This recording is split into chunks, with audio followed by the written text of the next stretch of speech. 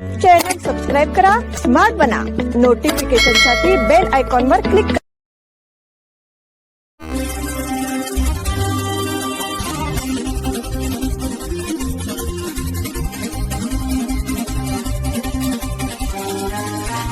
नमस्कार, स्मार्ट न्यूजच्या बुलेटिन मध्ये आपलं स्वागत.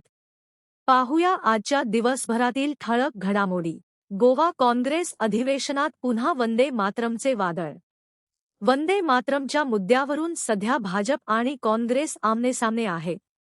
याच दरम्यान गोव्यात काँग्रेस अध्यक्ष मल्लिकार्जुन खरगे यांच्या उपस्थितीत राष्ट्रगीताच्या सुरुवातीच्या 2 कडव्यांचे गायन केल्याचा आरोप भाजपकडून करण्यात आला आहे. यावरून भाजपने कारण एका व्हिडिओवरून भाजप आधीपासूनच काँग्रेसला घेरत आहे.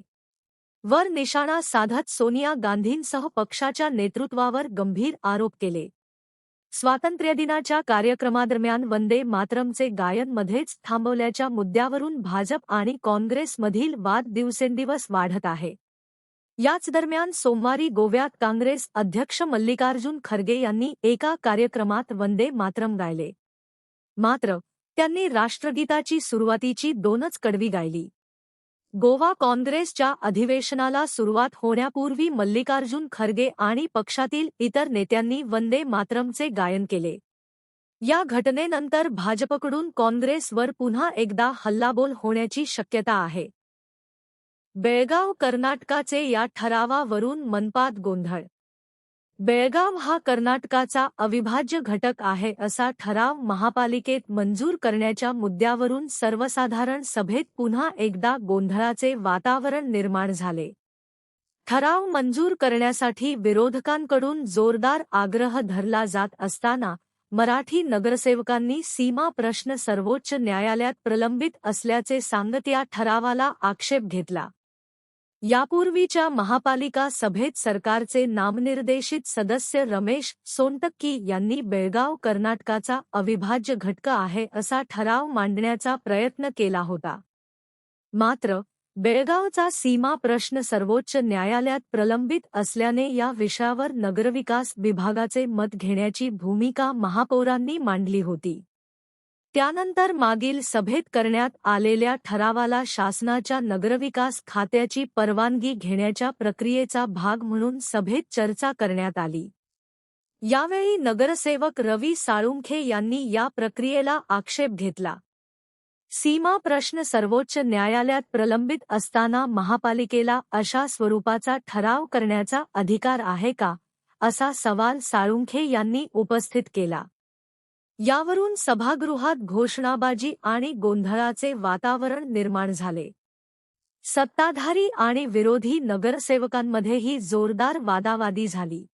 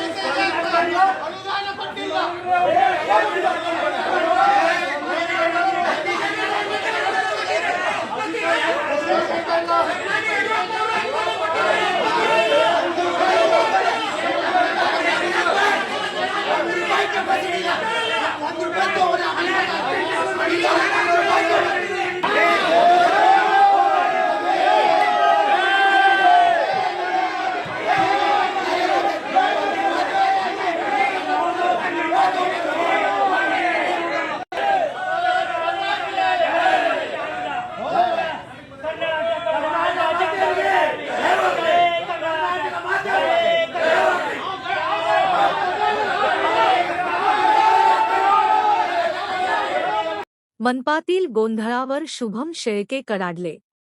बेळगाव महापालिकेत सुरू असलेल्या ठरावाच्या पार्श्वभूमीवर महाराष्ट्र एकीकरण युवा समिती सीमाभागचे नेते शुभम शेळके यांनी नगरसेवक रियाज किल्लेदार यांच्यावर जोरदार टीका केली आहे. बेळगावच्या जनतेने मतदान करताना आपण कोणाला निवडून देत आहोत याचा गांभीर्याने विचार करावा, असे आवाहन शेळके यांनी केले. विदूषक निवडून देण्याऐवजी जबाबदार आणि सर्व समाज घटकांसाठी काम करणारा लोकप्रतिनिधी निवडा, असे त्यांनी सुनावले. नमस्कार, जय मराठी, जय महाराष्ट्र. आत्ताच एक बातमी पाहिली.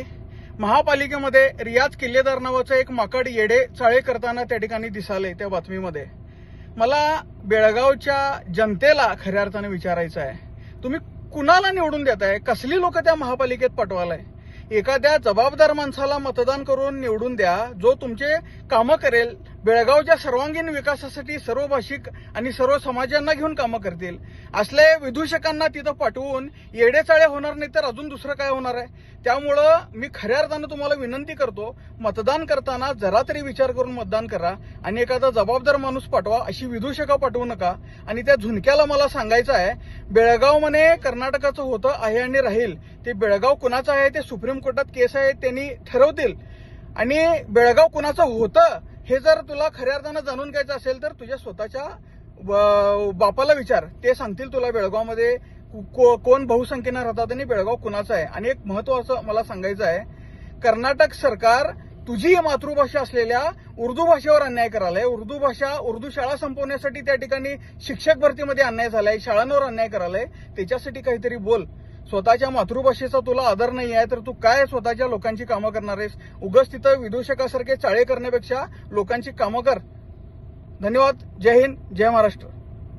जायंट्स सखीच्या वतीने सहेली सिम्पोजियम उत्साहात संपन्न. जायंट्स वेलफेअर फाउंडेशन अंतर्गत जायंट्स ग्रुप ऑफ बेळगाव सखीच्या वतीने आयोजित करण्यात आलेला सहेली सिम्पोजियम 2026 हा प्रेरणादायी आणि बहुआयामी कार्यक्रम महिला विद्यालय येथे उत्साहपूर्ण वातावरणात संपन्न झाला. महिलांच्या सर्वांगीण विकासाला चालना देणारे विविध विषय, तज्ज्ञांचे मार्गदर्शन, संवादात्मक सत्रे आणि विविध उपक्रम यामुळे हा कार्यक्रम उपस्थितांच्या मनात विशेष ठसा उमटवून गेला.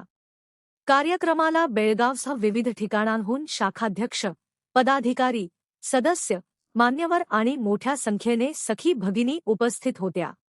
कार्यक्रमाला मिळालेला उत्स्फूर्त प्रतिसाद आणि उपस्थितांचा सहभाग यामुळे सहेली सिम्पोजियम हा अत्यंत यशस्वी आणि संस्मरणीय सोहळा ठरला.